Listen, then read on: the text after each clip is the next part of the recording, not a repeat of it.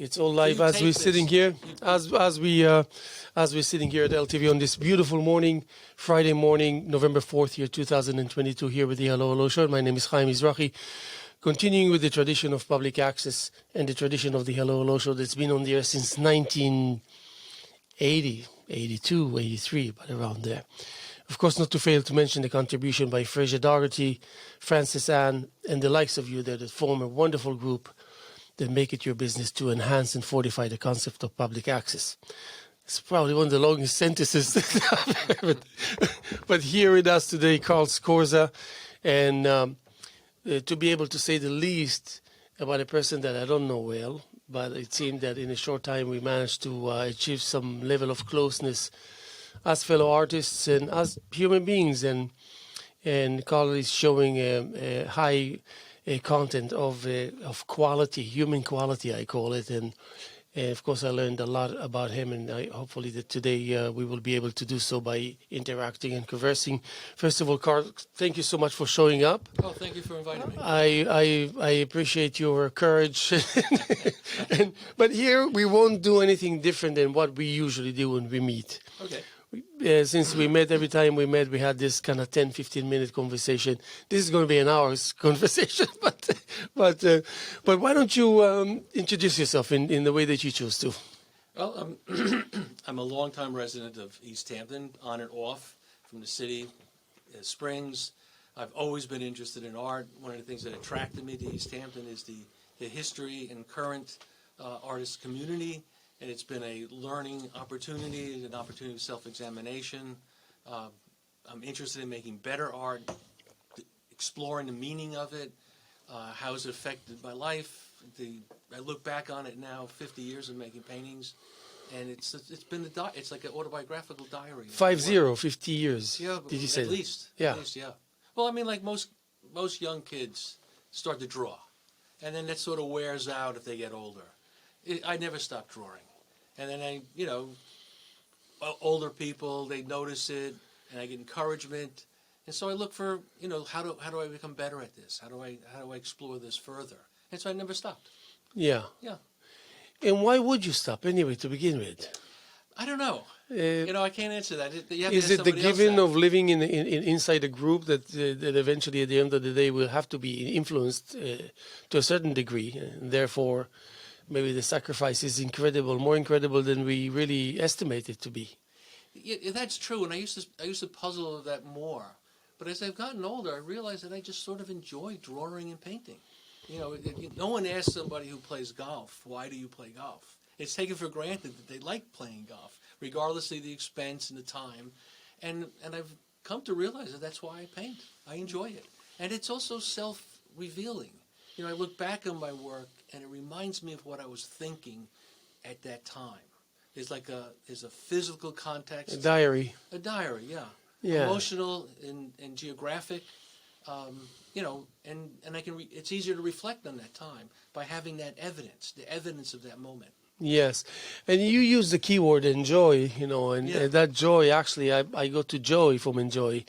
So when you enjoy, you spell joy, and then joy always brings good news. I've never seen the result of joy with some morbid news, something like that. That's right. Unless, maybe some terrorist groups will indulge in their killings and feel joy, whatever. But and it's interesting that I can see it reflected through your character, your personality, to the extent that I can get to know in such a short time. But I really feel that you allow people to get close to you. And your art shows a lot of that happening, because you have this quiet invitation in the contents and in the technique and in the final result of your paintings. There's a given invitation, there's no... I can go on and on. You know exactly what I mean. But how much of... Well, obviously that comes on the basis of being a happy person and content, if I may say, and maybe with a sense of accomplishment, To some degree, yeah. And this is wonderfully, in a wonderful way, you don't show it. You don't want to show it. And so your paintings are doing the job for you. Well, that's the idea. That's the idea. Paintings speak for me. I'm not conscious of that. once I get an idea, and I want to pursue this, and hopefully it leads to a series of paintings that allow me to explore many forms, then something else takes over, and that's my reading about art, the things I admire in a great artist, the way you assemble composition, the way you relate to the rectangle, how you choose the rectangle, the chromatic structure. Those things start to take over, and everything else is sort of like on automatic pilot, behind the scenes operating. Yeah. And the aesthetics sort of like take over. Yeah, and you're like whimsically methodic, so if I can put it in. That's a good way to And put it. whimsically meaning I meant to say tending to freestyle Yeah. within the disciplines required. So much disciplines. Obviously, when you get to see Carl's paintings at the show that's actually taking place already at Le Coeur Gallery in Montauk, and the opening will be on the 12th of November. So there you can see it's evident. The power is evident, the knowledge, the talent, all of that. So how does that define your relationship with your immediate vicinity as a person? Well, Because for me, it's inevitably it's just like they're really joined by, I don't know which body part, but they're joined. They don't travel alone. No, they don't. So it is all integrated, and it should be. Yeah. I mean, it should be.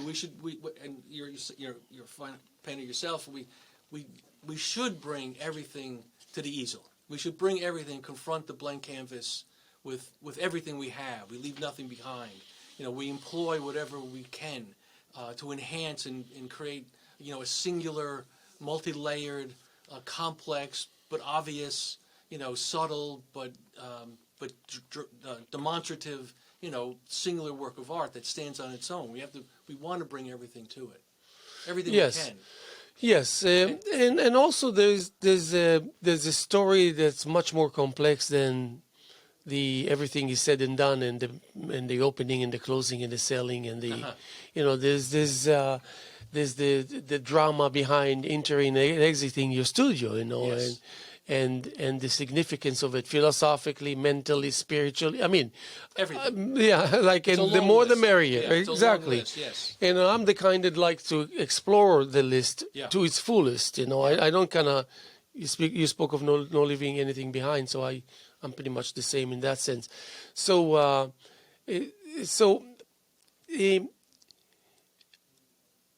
how do you? Because I wanted to talk more, because I'm thinking of your paintings when I think of you. So it has to be interpreted into to how I speak about the painting as if I speak about you.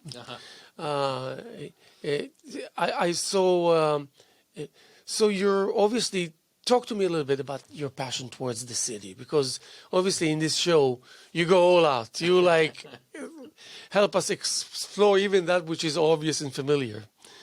Well, I mean, I was born in Manhattan, and I'm very proud of that. I'm a city person. As much as I love it out here, I've always been attracted to the city, the urban experience. The theater, museums, galleries, interaction with lots of different people. Lectures, the opportunity to study, etc. And I wasn't. It's funny because I'm looking back now. Some of the paintings in the show go back to the late '90s, when I was working from a studio in the World Trade Center, and I had an urban view, and I wanted to be a plein air painter, but with an urban subject matter. And part of the inspiration was the fact I'm looking at my hometown, and from the 91st floor, I'm looking at almost all of Manhattan. I could look down and see Tribeca, and I could look out and see almost to the Bronx. I mean, on a clear day, Yeah, of course. Look past, Central Park.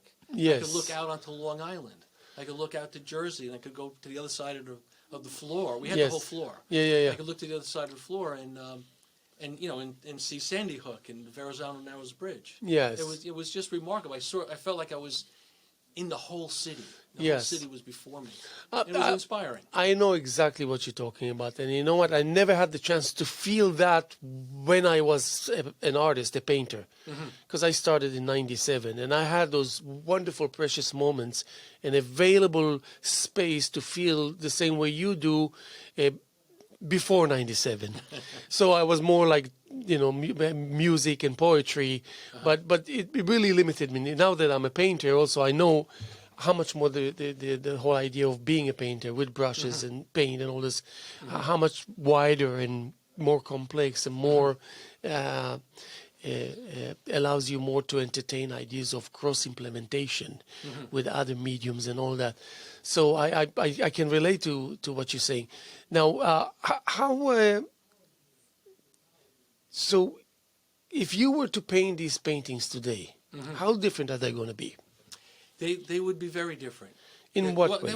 I don't know how much different they would look, but I know my process. Would it look the same? Would it be the same show, the same exhibition, if you were to? That's a really good question. That's a really good question because it's 20 years. It's 20-something years, and also the context, the program in the World Trade Center, and also the program Governor's Island, and also my life out here, which interlaced. They episodic. They go back and forth. But the other thing about the early experience was that there were 19 other artists on the floor with me, and they had ideas. They had different levels of experience. They had different levels of education, and that's part of the context. So that I can't duplicate. I can't put that back together again easily. Yeah. So it would be an interesting experiment if I went back and did, urban landscapes again, to see how much they changed. So how do you handle paint per se, brush paint, application, surface, different 27 years later? I'm curious to know. Well, I mean, is it only that you look at it differently, or you really actually act and perform differently due to the change? It's actually both, but the big difference is that I realize that I really have to become familiar with the subject matter. And that was, I really got into that on Governor's Island. And because I was really just painting the skyline of Manhattan from a southern view. I got to the point where I had memorized it. And then you're sort of liberated. I know the spacing, I know the size, I know the order of the characters, I know how I want to play this out, I know how I want to deal with the particular weather conditions of that day, and therefore I'm not bogged down in, well, how big is this building, how small is it, how wide is it, how do I paint the windows, how do I solve these somewhat superficial problems, and I can just put energy into it, I can just react to it, with speed and confidence and demonstrative mark. Everything else is sort of like all the other problems that pop up have been worked out, in my mind. I can almost paint it from memory. It would be a challenge. So that would be the big difference, that the paintings would be more energized, with more confidence. By way of brush strokes, or by way of just attitude changed completely, or both? It's actually the informed view. It's still a perceptual experience, but it's a kind of informed perception. But the approach to application, how would that change? I don't think that you're talking about really the mark making. The actual painting more. The mark making because I believe that is the invitation to a subject matter. That's why you free yourself from seeking one or starting with one as a condition, to just you invite it. Yeah. And like I was taught that in Tai Chi, the first thing that I was taught by my master is that when you call the Chi will always show up. It will never fail you, because it doesn't need to know what is the reason for your need. It just calls. It answers your call. It indulges you with its presence. So take it as a given. Because one of the movements, of course, you start Tai Chi with calling the Chi to become one with it, compress it into your second chakra, and then you begin. It's interesting you bring it up, because a lot of creative processes overlap. One of the things when I started painting, once I decided on the rectangle, I actually run my hands over the whole canvas. I become familiar with that canvas, and I don't literally call up my training and my aesthetics and what I've seen in other paintings, but that is kind of what's happening. I'm sort of like becoming involved with the canvas, becoming involved with this process, and everything else, mortgages and car payments and jobs I got to go to and everything else I have to do, sort of like disappears, and it becomes myself, the palette, the subject matter, and the canvas, and then I start painting. Yeah, that becomes the background participants, Well, All those other instead things, of because it's running around tough the back to of my kick head. them away altogether. They have a mind of their own. They Yeah. sometimes persist and insist to stay. Yeah, It's not that easy. it's It's never like, easy. you know what it reminds me? It reminds me of a movie. I think it was with Paul Newman. And Paul Newman was in this western, and he was like an Indian, and a Native American Indian. Really? Yeah. And so in the South with the carriages, with he had to travel from one place to another, but because he was an Native American, the crowd in the carriage refused to have him sit with them, so he had to sit with the driver, so to speak. But on the way, they were robbed, and they were, and suddenly they realized that he's the only guy that knows the terrain and he can save their lives. So what happens is they happen to be rich with a lot of money, so they stole the money from them. But he managed to kill one of them. They all left, but one of them stayed because he said, I think I know you from somewhere. Anyway, he ended up killing him and taking the money. And now he said to the group, I'm going to travel alone. With this money, I'm leaving. And then they begged him to help. Anyway, before they left, these people, they took one of these guys' wives. And they said, listen, we're going to release her 5 miles down the road just in case you don't follow us, whatever it is. Anyway, now they realize he killed, the Native American killed one of their own. They heard the shot, they turned around. Somehow they ended up with a house on the hill. That house on the hill, all these people were gathered. The villains tied the wife that they took with them onto a post, and it was 110 in the shade. And they told him, give us the money back. If not, this woman is going to die here in the sun, in the heat, and give us the money back and we'll leave and all this. So he kept on saying, I don't care what's going to happen to this woman. Anyway, Yeah, please. they got fed up, all this long story today, they got fed up. So they sent their leader, the messenger, to say, can I come up with a white flag? He said, I want to discuss things with you for your own good. So he arrives there, he's sitting Moponium with his shotgun, whatever. And he says, listen, you're surrounded. You got nowhere to go. You have no chance of survival. You're done. Why don't you just give us the money so we can just go? He said, I don't think it's a good idea. I'm not going to do that. So he turns to leave.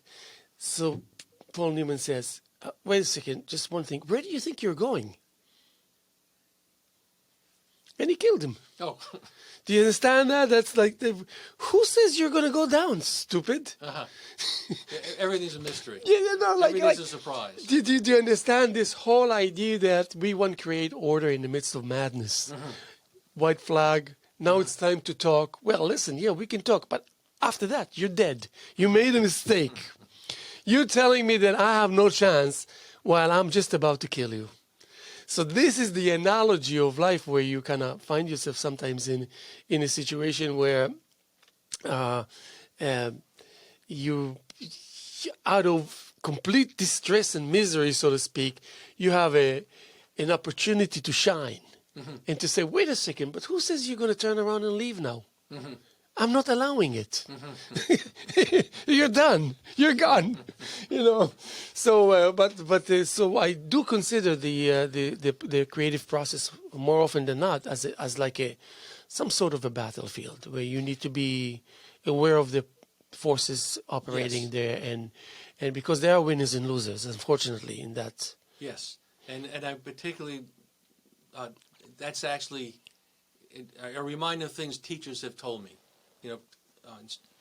That you don't keep fighting the same battle over the same battleground, and that the negative and positive forms, the negative spaces versus the positive forms, are two opposing entities, and that the development of the object, say, versus what generally be called the background, I refer to it as a negative space, that where they meet, where they collide, is sort of like a DMZ. There's a conflict there.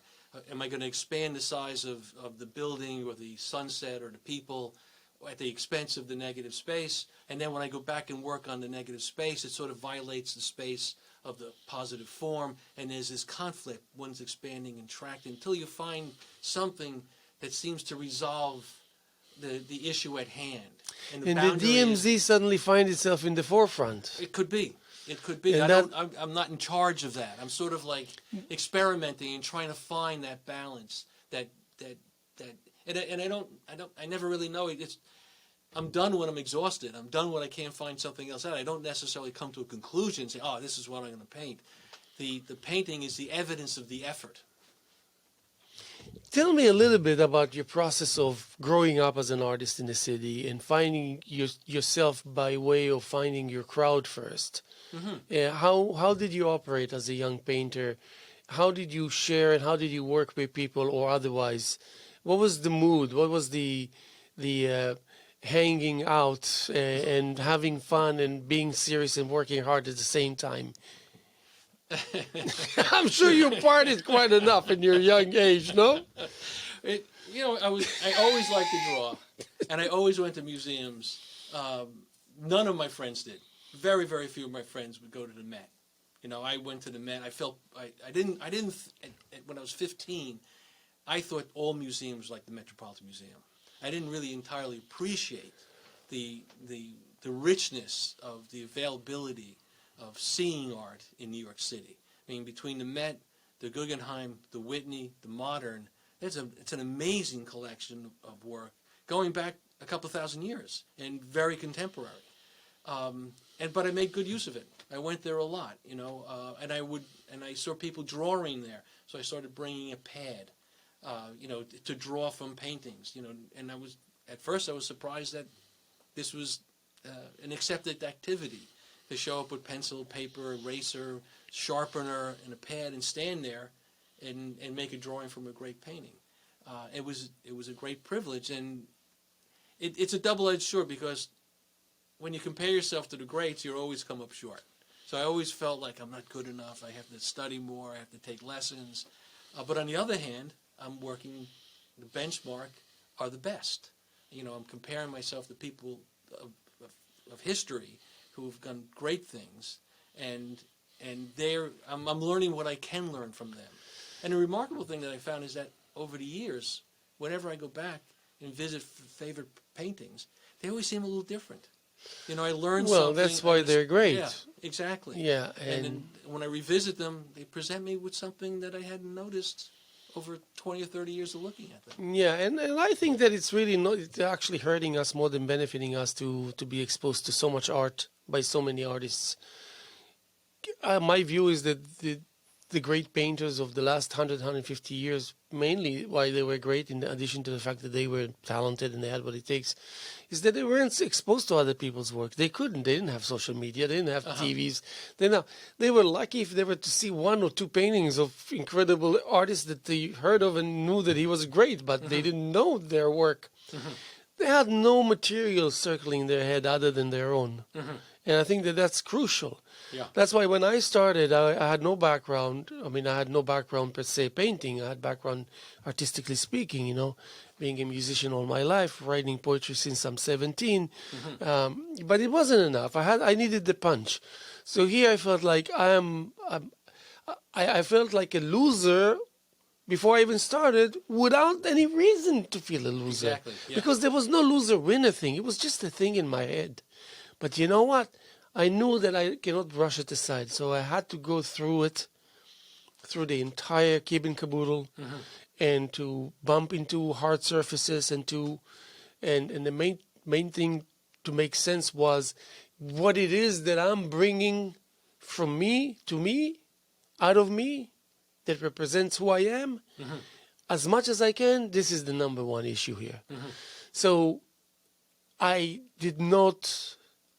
Before I became an artist, I used to go to every art show since in 1983, when I first arrived, 83, 84, 85, 86, 87.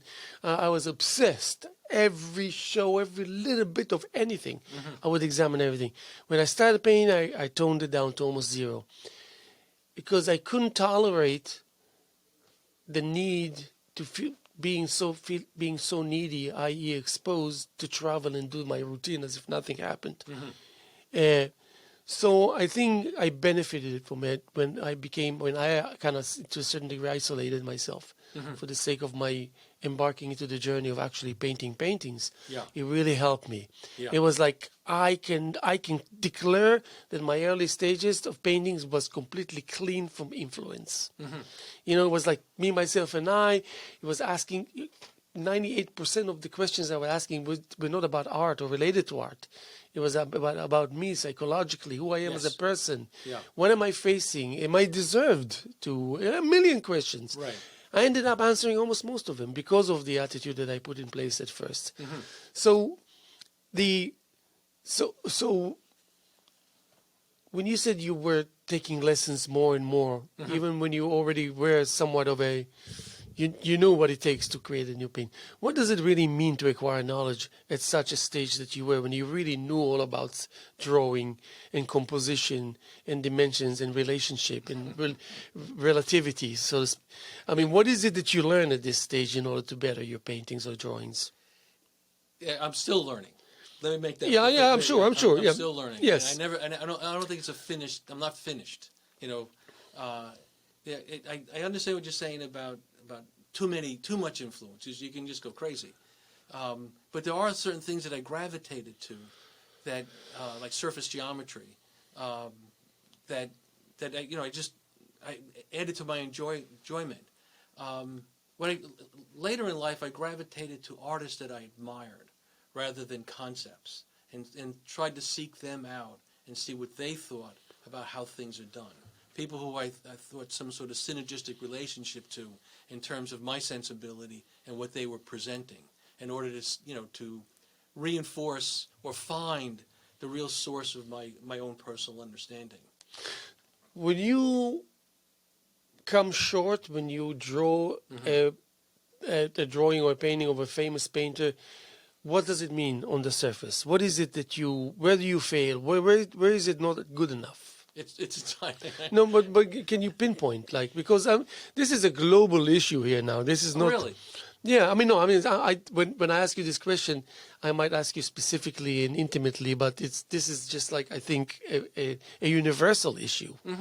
There's something I'm working on now, Botticelli's Primavera, and I've gone back to this great painting many times, and currently I'm just working on the Three Graces, and there's a sort of waving pattern that go through the figures from one arm to another elbow, to the other figure's arm, across the shoulder, to the other figure, and up the other arm. There's this waving pattern, and I'm beginning to look at it. I'm trying to find that more as an abstraction from not the anatomy or the figures, but I don't want to leave that recognition behind. So it becomes not a copy but a transcription. I'm trying to draw. Why have I enjoyed this painting so much? What is about these figures and this arrangement that I really enjoy? And paint that form of enjoyment, and paint that underlying connecting element that moves through the entire experience, rather than the superficial characteristics. That's the transcription versus the copy, and I'm always trying to do the transcription. Yes, and well, first of all, let me mention that we're sitting here with Carl Scorza, and he has an ongoing show at Liqueur Gallery in Montauk, and that's literally, I would say, 500 feet east from the post office in Montauk, right on the same side of the street. So it's up now, I think, and it's going to be up for about 3 weeks. The opening is Saturday, November 12th, 2022. I think it's 4 to 7, is it? Yes. 4 to 7. Yes. And then, of course, Chris Liqueur, which you have met here on the air, he with me previously, it will be there. And then, of course, you can get all the information to call in and ask for information. But make it your business and mark your calendars for that, and we'll mention it and talk about it more in the year. So you're talking about New York City, what, in the late 70s or late 90s? Late 90s. Yeah, late 90s. Okay. Yeah, I mean, I was making paintings, taking classes, trying to show, etc. From the 70s. Yeah. But really, the ball started rolling with the World Trade Center project, and then there was the Governor's Island project, which literally was an opportunity to look back on. It was about 10 years later. So when and where and how do you hit a wall about trying to operate as an artist in New York City? Just doing what we're doing here, to show with the solo shows, with group shows, and being successful and not really realizing you don't have to be the best painter in the world to prevail and to do that. What kind of reality one hits as an artist if one tries to do that in the city? I have a feeling I know the answer, but... bricks, concrete, reinforced steel. all at once. All of the above. Yeah, the one who improvised did very well. Yeah. A fortress, no matter what. Yeah, I think you have to keep perspective. You know, So I enjoy what I do. I've had a modicum of recognition. It's okay. you see, like things happen here. Exactly. Speaking of, whose music was it? Yeah. That's this Static and Ben. Oh, that's I love this song. A Hebrew, a Israeli group. Uh-huh. It's a very competitive world. I love it. Anyway, so yeah. So give us maybe a little details how when you see that artist dragging his or her feet and being kind of somber or moody, you know that he got rejection or I've been getting rejected from some of the best galleries. or thinking that you're really good, but you don't get a fair chance to show your work. What does it mean on the surface? On the surface, it's depressing, but the reality is it's superficial. You know, if you love what you do, you want to keep making paintings, and you want to keep making better paintings, the gallery experience is almost irrelevant. It's not entirely. Like one of the things I learned with this current show, because it's not my recent work, it goes back 20 years. There's some paintings from 2021 and this year, but a third of the paintings go back to the 90s, and then another third are like 2007, 2008. And what Chris LaCour did a very good job of, really beautiful, is he arranged them so they interrelate. It's not like these are the earlies, these are the middle, these are the late. Yeah, he will never do that. Yeah, he's great that way. He's shown with him, so you know. And I realized where the continuum is. You know, he's helped me, the way he arranged the paintings, helped me understand the pathway back into my thinking and how my thinking evolved. And that self-examination, that self-awareness is more valuable than anything I'm going to get that I can deposit in a bank. You know, that's something that I live with. That's something that makes me enjoy the world better, makes me a better person, and on all levels. But the way I relate to other people is enhanced by what I've learned through the way my paintings interrelate, the things that went wrong, the things that went right, the things that really made them better and more enjoyable. That's a learning process that can't be replaced. And it's utterly irrelevant to success in the marketplace. So, in more ways than one, I see you being very natural, that you could potentially be very natural creating, abstract paintings.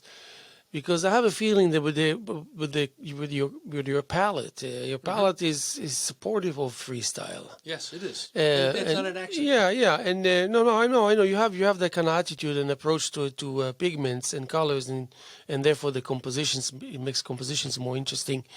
Mm-hmm. So what's your attitude towards handling paint for the sake of handling paint? That's one of the big joys. You know, the school I eventually got a. Where did you go to school? The New York Studio School. Wow, great. Which was founded by Mercedes Matter. Mercedes Matter, Charles Cajori, Esteban Vincente, Nick Caroni, abstract painters. Yeah. And some of them, Paul Resica was Hans Hofmann's monitor. They all studied Mercedes Matter studied extensively with Hans Hofmann. And their idea of abstraction was to abstract from nature. So I was hammered every day on the demonstrative mark, the integrity of the surface, the relationship to the rectangle. These are all hardcore abstract principles. They didn't care if it looked like the motif or the model. They wanted to see the aesthetics. They wanted to see my involvement with those The underlying relationship, dynamics. yeah. Yes, absolutely. Yeah, Absolutely. but Hans Hoffman, I can only imagine him say, "Oh, you see this brush and it has black in it. You just go like this, and then later you go more like this until there's no more to do like this with this one color, and it's just horizontally finish it up with line from right to left." Yeah. And this is a $5 million painting. Well, today they are. For you, 4.8. But when he was doing that, he would be in a classroom, and in the middle of the classroom would be a model, and everybody's looking at the human form, because it's I don't know exactly why he didn't always, but why he so frequently worked from a model. So you see, it could be a classroom at the National Academy. Who are you talking about, Hoffman or your teacher? Oh, yeah, No. got it. And, yeah. and in the school that I went to, Yeah. there was always a model there, and we worked from the model. But you're absolutely right. He would look and say, "We'll see the shadow on the side of the head." Well, that's a dark mark, and it wiggles all the way down over the shoulder, across the breast, down to the leg, and onto the floor, and up the walls around the side. Yeah. And then you have to accentuate that. And how do you do that? You find some highlight on the forehead and put a yellow, solid, opaque palette knife mark. I like to take lessons from you, It's almost more like at the end of the day, you feel like you were taking sword fighting lessons. I love that analogy, yes. But nonetheless, the figure can emerge from that. The figure can genuinely emerge from that conflict, from that attack on the canvas, using the brush as a very demonstrative statement. You still can have that emerge. And I find for myself, not speaking to other artists in the class or the teachers, but I find for myself that I find it very satisfying when at the end of the day, the source of inspiration has still prevailed. There's still a presence of that source of inspiration. That to me is strong.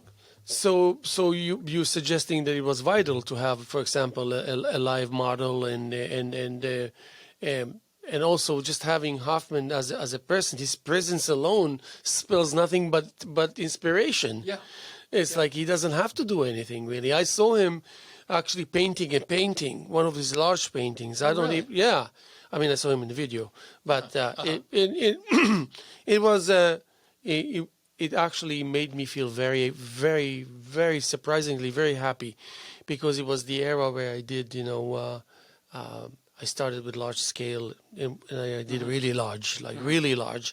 And suddenly I see him, using an 8-foot ladder, climbing, going, and then being close to the canvas, and that big, huge round brush, which is so uncharacteristic, almost like an old house painters in the Netherlands or France, but then you hear the scratching sounds of the stiffness of the brush, even with a lot of nothing but black, making that sound against the canvas, and you say, "Oh my God, this is what serves greatness." This kind of monotonous, scraping, scratching sound that is almost like borderline annoying and revealing. So, and for me, it was like, wow, this is what greatness spells. It's definitely a pathway. It's definitely a pathway to it. Because you can take him doing that, and he could have done any other very delicate things that shows craftsmanship like nobody's business. But there he felt just as confident, and there he felt like he can give you just as much information and as much inspiration as one can give, and the simplicity. So I immediately said, he knew that a person like me would watch him and say, "Thank you." Absolutely. Thank you. Yeah. I can do that. Yeah. He set us free. Yeah. He set Thank us you free, for making me feel and understand and realize that I can do that. And not because I haven't done it yet and now I'm going to do it due to you, but now I'm going to continue to do it with a level of conviction that wasn't familiar to me before. Now, is that an incredible gift that one can give himself? Absolutely. And it's available. Call Google and say, "Google, please be nice to me and give me some footage." There's a great movie. It was filmed when I was a student, and I get like 30 seconds or so of my commentary on Hans Hoffman's indirectly, my learning from it. It's called Artist, Teacher, Teacher, Artist. It's a great 1-hour film. Paul Ressick is in it, Graham Nixon, Mercy's Matter, and they all make comments of how Hans Hampton contributed to setting them free in their approach to the canvas, liberating from the subject matter and addressing it as a unique, two-dimensional equivalent to human experience. Yeah, that's very interesting, and I would add to that actually, therefore, you welcome that which is pre-established within you to come to the surface, because the only reason why it's not coming to the surface because it's witnessing what it is that you're going through it, and it realizes that it will go to waste if it will show its face. So now, on the behalf of what I'm suggesting, now you're actually letting it know. That means it knocks on your door, and you find your way to go through and around to stand behind it, facing the door. So you give it the right of way to go into your zone by leaving your zone in order to knock and greet yourself all over again. The artist becomes the instrument of that history, of that learning, of Now- that moment, of that context. Yes. Now the subject matter is there to wait for us to show up rather than the other way around. So that's pre-established. And how do you get to this understanding? It's such a simple understanding. I still don't understand how come it's so complex Well, in the sense of making people aware that it's there and it's available. it's kind of got like a Zen kind of thing to it. It's like obvious, but it's elusive. Yeah. And talking about it is one thing, and doing it is another. And doing it for the entire experience. Like I'm working on a painting, say, for an hour or 5 hours, or then I put it away, and a month later I pick it up and work on it again for some period of time. How do I maintain that goal, that focus in and out of that adventure that the painting presents to me? I look at my work and it's always, what does it need? Where is it weak? How do I make it stronger? How do I make it more complete? And then I do something, and then maybe it works, maybe it doesn't, and then I have to do it again. Very frequently, I scrape the whole painting down. There's a little bit of a stain left on the canvas, and that's sort of like the evidence of what I attempted and didn't entirely succeed. And that becomes a springboard for the next go-around, addressing, whatever it might be, what kind of marks I'm going to make, how I'm going to change it. I've even cut paintings down and worked in a portion of them. I've even taken canvas and glued it and screwed it so that there's another panel so I can go off further to the side. It's endless. I mean, the opportunities and the pitfalls are everywhere. Yes. And also I gain trust of people by showing them my strong side. So that means I entered the zone of becoming a painter without prior education. I had my own education, but it was a formal education, not as far as art is concerned. But I improvised most of the time when people asked me to my opinion, and I didn't want to say, well, I really don't have any recollection because I didn't have any formal education. It's just that I remember that killing a mockingbird, am I saying it right? Yes. So I remember that I was on an interview in one of the stations. It was 20 years ago or something. I don't think I read it then. I saw the movie or whatever it was. The movie was really very good. Yeah, I know. And I have to admit, I saw the movie first. Yes. And then read the book. So they were discussing. It's To Kill a Mockingbird. To Kill a Mockingbird. So they were discussing this book. I don't know in relationship to what, and then they referred to me, to acknowledge that I obviously I read it. I had to answer a question, and I answered it so eloquently. Because I always because that's exactly I want to make peace with the canvas. Because I don't know the strength of this surface, and I don't know its potential to derail me or break my spirit. Because I hear stories telling me. So I'm just taking it for granted. I need to make friends with you first and foremost.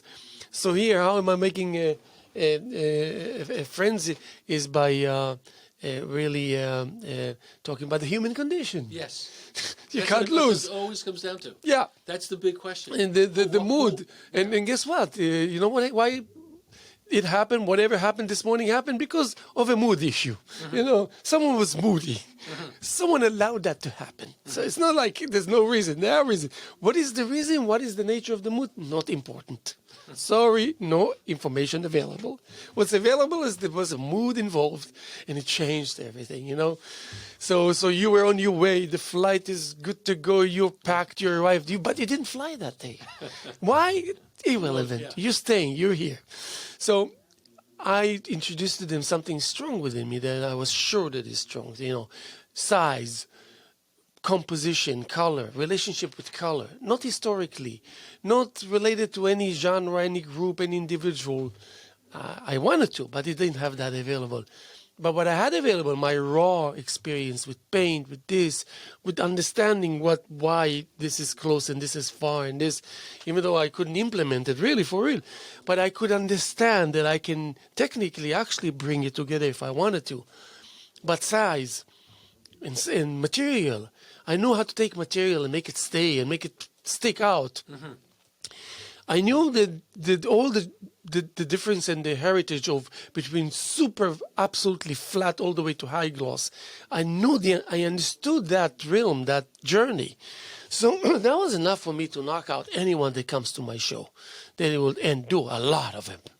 and then do another show and it's all new with new paintings, a lot of them. And then the third show and then it's a new show and new paintings, a lot of them. And people used to come to me and tell me, you leave us no time to examine your art. You keep us busy with wondering about the whole that you create for us. How is he doing it? It's like you go to a painting. How did he do this line? Now you look at the exhibition as a painting. How did he bring that? I remember one day I brought my entire studio to Ashwa Hall. My entire studio. Wow. Everything. Paintings and whatnot, and my ladder and the easel and the sofa, and drop cloths everywhere. I brought it in. I did that. People don't forget that. They don't forget it. Mary Liberator, that had the Mary Liberator Gallery in Bridgehampton, she was very famous. She lived to be 95. Oh, yes. I vaguely remember. The name is familiar. She came to that show. Cool. And by the way, this is a story of all stories. Mary Liberator would never stay more than 5 minutes at any opening. She was disabled. She was, she has zero tolerance, no patience really. She would come, she would be nice, she would leave. She came and she told me after the fact, I came and I saw a sofa in the center of Ashwa Hall. And I just went to that sofa and sat. She sat there for 2 hours and just like counting her blessings. And I remember that I told her there was a big paintings. I did a whole series of bicycles, but large, 5 by 16, things like that. So the spring school wanted to buy one of the pieces, and I was like thinking it was 15,000 and they had only 4,000, whatever. And she said, my dear boy, better $4,000 in your pocket than 16,000 on the wall. Yeah. And also, it's coming from her, it would like really hit me like a ton of brick. Absolutely. It was super. So I apropos what you need to do in your head, I managed to really free from my head and really do a lot of it on the surface. And then I just kind of took a pause and said, okay, I'm doing for myself now the longest possible in order to be able to reveal just at once suddenly. No social media, no nothing, just showing your work when you're ready. And so, and then I became familiar with the fact that it's very familiar with other artists, how they, we're all going through these sensations. Yes, the sensations. Some more on the surface, but some, Yes. but here we're all identical. Yeah, the creative process is universal, and the human approach to it falls into certain, strategies. But at the end of the day, it's the mystery, and it's trying to solve that mystery. Just to mention, we're sitting here with Carl Scorza, the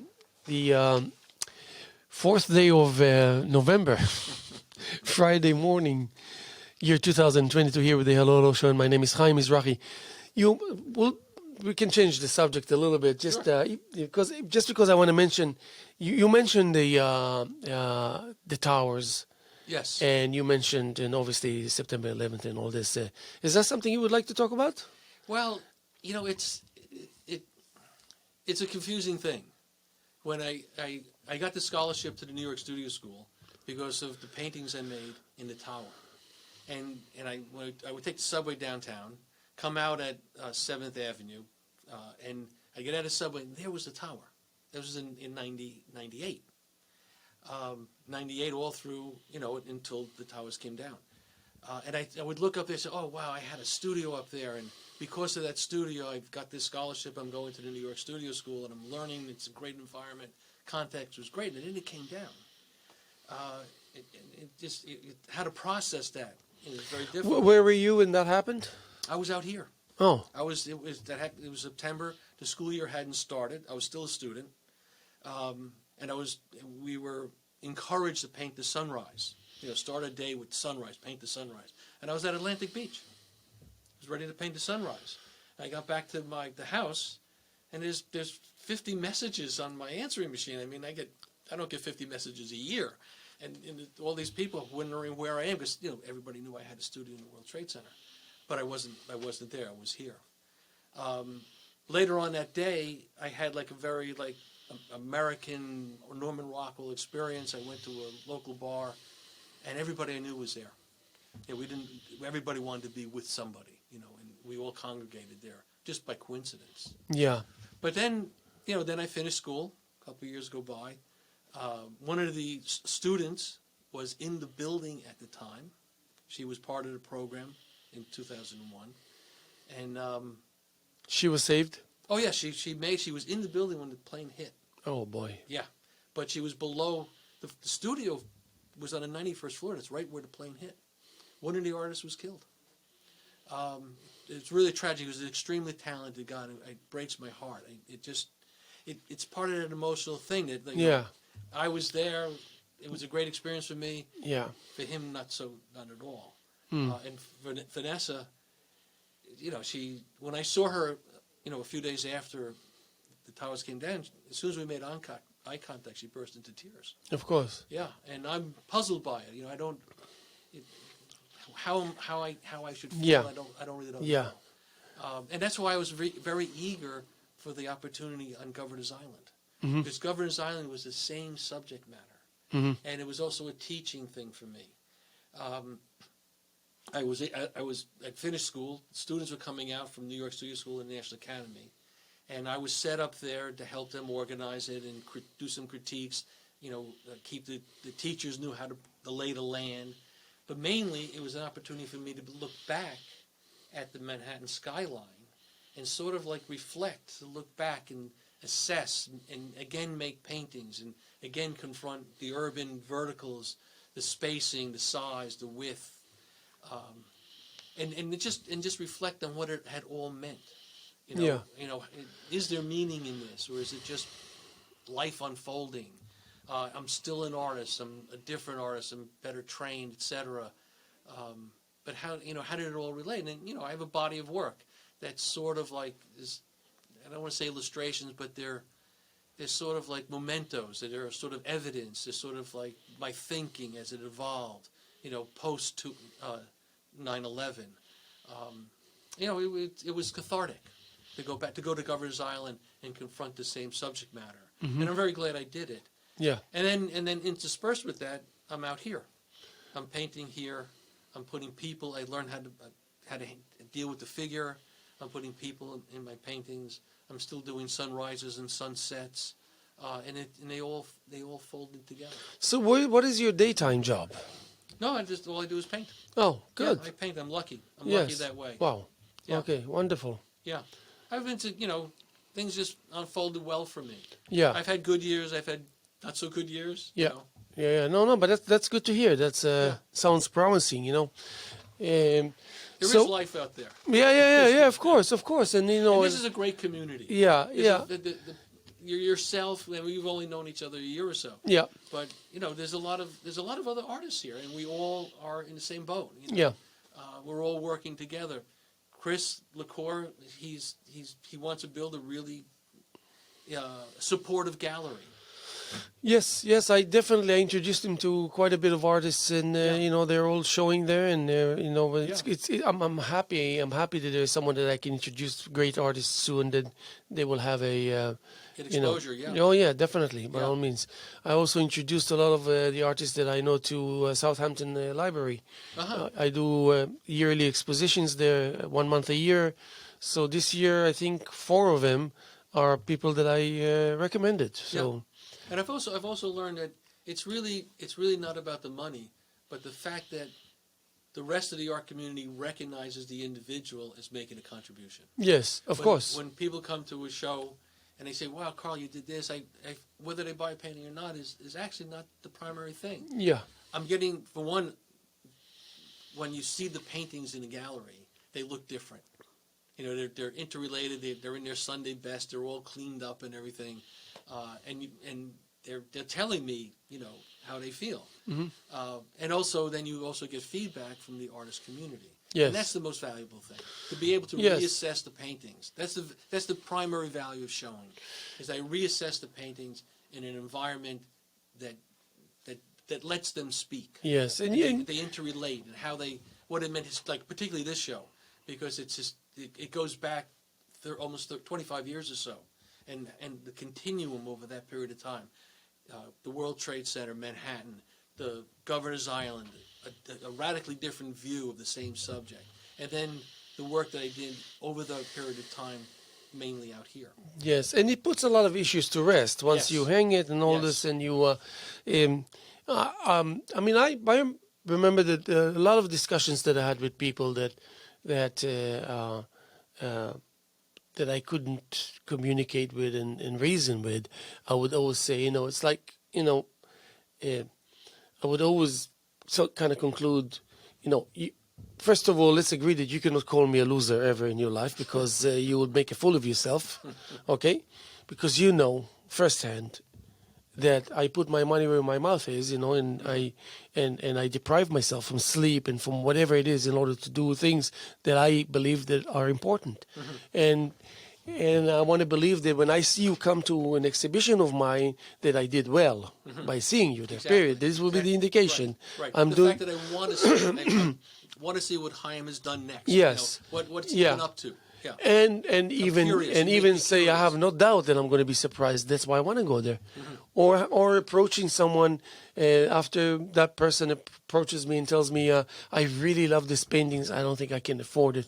And I said, yes, I think you can afford it. And I make it possible for a person like this. Incredible joy.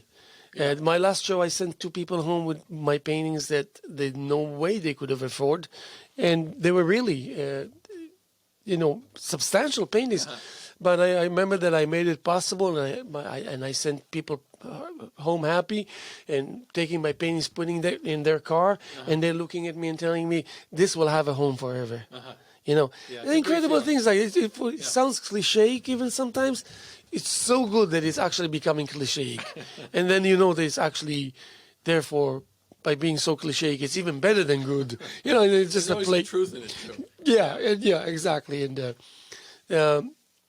so tell people what they're going to expect when they come see your show in Montauk. Well, they're going to see paintings from the late '90s that were painted from the World Trade Center as part of the Site Matters Worldviews program that was sponsored by the Lower Manhattan Cultural Council. I helped create it. A friend of mine. Was on executive loan to the Lower Manhattan to start cultural programs. Her name was Lisa Fergan, great person. And I met her when, I had known her for years. She worked with my wife and at Con Edison. And she said, well, I got this position. I have to have programs. And so I said, why don't we see if we can get commercial space that's underutilized and put artists in that space.